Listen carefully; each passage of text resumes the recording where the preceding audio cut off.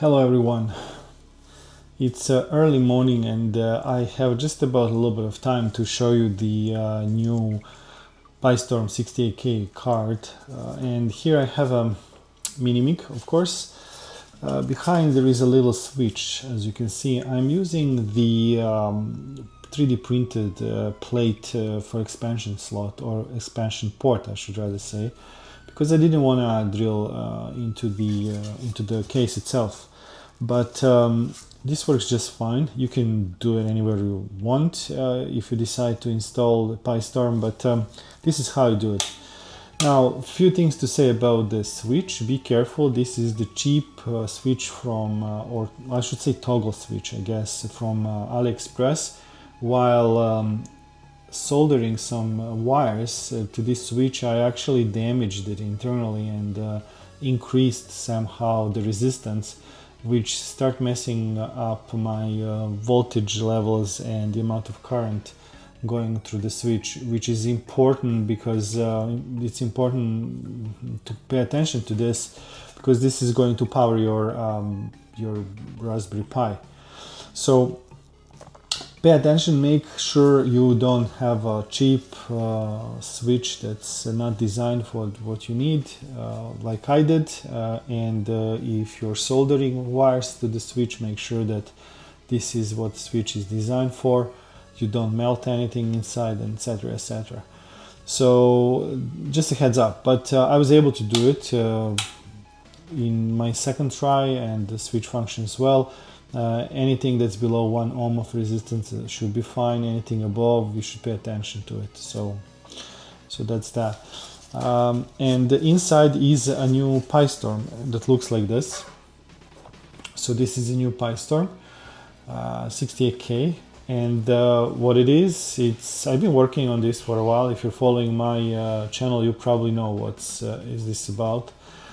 It's the PiStorm board that has basically 68,000 and also has the Raspberry Pi at the same time. And the whole idea is to connect the switch here and flip between one CPU to the other, so you don't need to open the case. I was opening up my MiniMig so many times that I kind of damaged the case a little bit, start scratching, and I was thinking that there's really no need for that. Just a little switch that can toggle between these two subsystems will be great. It has improved decoupling, some diode protection, resettable fuse, LEDs indicators to show which signals are being used, which is cool. LED indicators here for the voltage indicators for 5 volts, 3.3, 1.8 volts when it's used, etc., etc. So it's been tested well for MiniMig, designed for MiniMig. I haven't had a chance to test with Amiga computers. I mean, it should work just fine with Amiga, why not? But I haven't had a chance to test it. Be careful when you put this into Amiga, you know, you're doing it at your own discretion. I really didn't have time because I had Amiga 500 for a little while. I put this on into Amiga 500, booted up, and that's the extent of my testing. I just saw it works, and from that point on I didn't have a chance to do anything else. So yeah, this is just, you know, for your advisory, for your own consideration. So that's that. You can put larger Raspberry Pis, even a Raspberry Pi 4 with all the ports. You don't need to desolder anything because it has enough space here. I left enough space for any sort of form factor. Or you can use the small ones like this one. And I think I'm confident that it works just fine after testing for hundreds of hours and playing with MiniMig. Again, it was designed for MiniMig and tested on MiniMig, which doesn't mean it won't work on Amiga. MiniMig is compatible with Amiga, so should be okay. But again, not tested yet with the Amiga. Maybe some of you guys who have Amiga computers, you can do so. But again, be careful. Don't damage your precious Amigas, which I don't expect, of course. I mean, everything measures well, but you know, the worst thing is I didn't have time. I didn't have hardware at home to test properly. So that's that. but it's out there for MiniMigs. You can see on the minimig.ca website. There is also a discount coupon code that I have. I'm going to include the discount code in the description, I guess, on YouTube, so you can use that 15% off. And I have very limited numbers right now. I think I have around 20 PCBs. Only few are assembled, but in the next few days I'll assemble everything else. It takes me a day or two to kind of use my machine and assemble. And I'll start shipping whoever wants to get this into their own hands and give it a try and start using it.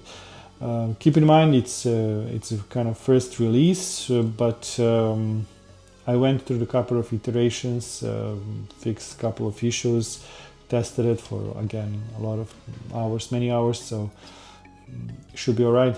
I mean, from what I'm seeing here. So regarding the MiniMig itself, I'm going to connect this box here, and then we can do some testing. I can show you the switch. I mean, there's nothing much to show. It's just flip the switch and go from one system to another, but just because we can, let's do that. Why not? This MiniMig is equipped with, of course, DC plus 12 volt input, but there is the other connector for ATX, so I'm going to use that one. And if you use the ATX header inside of the MiniMig, then you can actually use power button. So there you go. Okay, so let's try to focus on this. There you go. It's booting up. I don't think I will edit this. I will just let it boot like always does. I'm not sure in which position the switch is. You should probably use label maker or something so you know exactly which position is 68000 and which position is PiStorm, and of course depends how you connect. Okay, so here's the workbench, and let's take a look. CC info. By the speed, I would say this is PiStorm exactly. We can do the speed,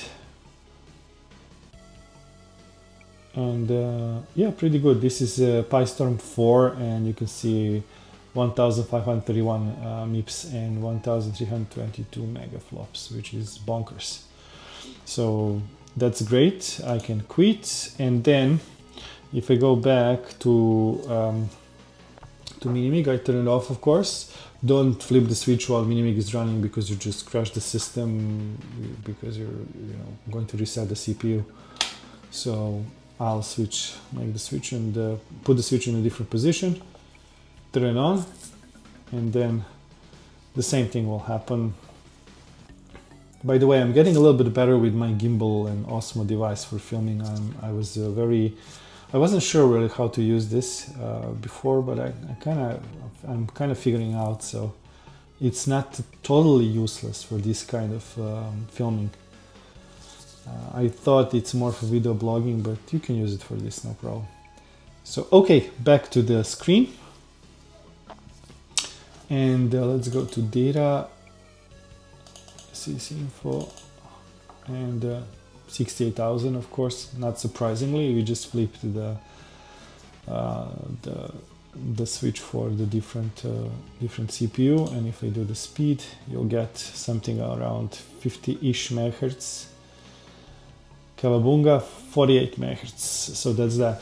By the way, many people ask me about MiniMig and 60,000 SEC. What is the best clock? I would say the CPU is rated for 20 megahertz, but it can run certainly without any issues at 35, and then most of the time around 50, no problem, 99.9%.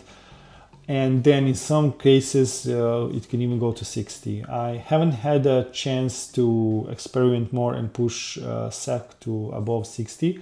There might be the case that it's possible, but I would say it's a pushing it after 60. 60 was kind of high limit, so I like running it around, I don't know, like this, 45 megahertz ish. I think that's fine. So that's about that. Check minimig.ca. The stock is still there, about I believe about maybe 10. I added 10 of these units there.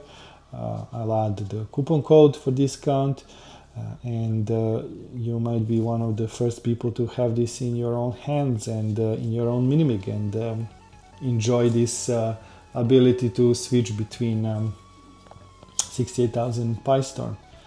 And I think it's just wonderful to have ability to, you know, if some games are not working on the PiStorm, if that's still a thing, then just flip it and use it 60,000, or you're nostalgic, you want to use the real CPU from, you know, good old times. There you go, just flip the switch, Bob's your uncle, and it's a beautiful thing. Thanks for watching, and stay tuned. More boards are coming, more exciting stuff are in the works. I have so many things in the next couple of months going to be released, so exciting times. Thank you, and talk to you soon. Bye.